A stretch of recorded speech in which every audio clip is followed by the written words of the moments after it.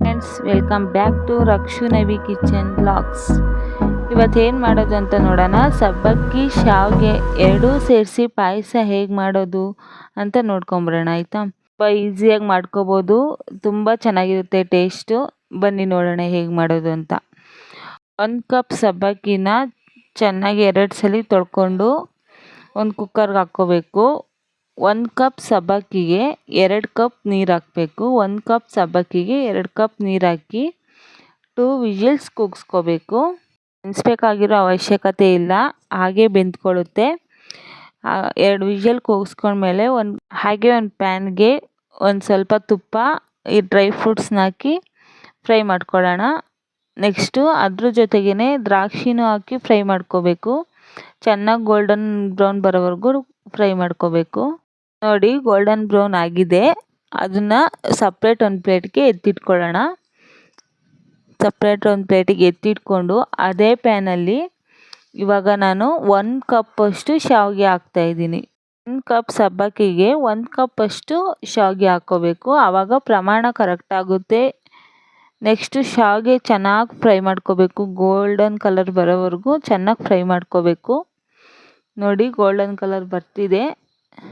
ಚೆನ್ನಾಗಿ ಫ್ರೈ ಮಾಡಿಕೊಂಡ್ರೆ ಶಾವಿಗೆ ಎಲ್ಲೂ ಪಾಯಸ ಗಟ್ಟಿಯಾಗಲ್ಲ. ಕಲರ್ ಕೂಡ ಚೆನ್ನಾಗಿರುತ್ತೆ, ಹಸಿ ವಾಸನೆ ಬರಲ್ಲ.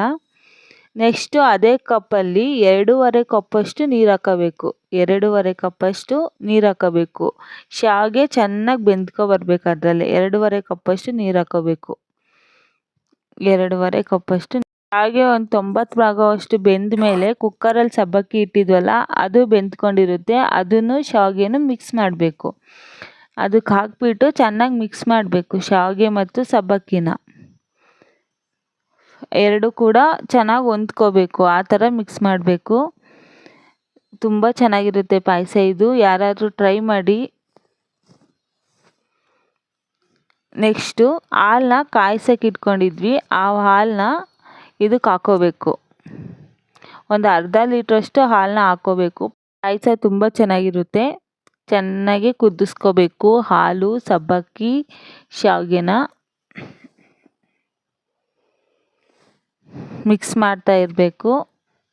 ತುಂಬ ಚೆನ್ನಾಗಿರುತ್ತೆ.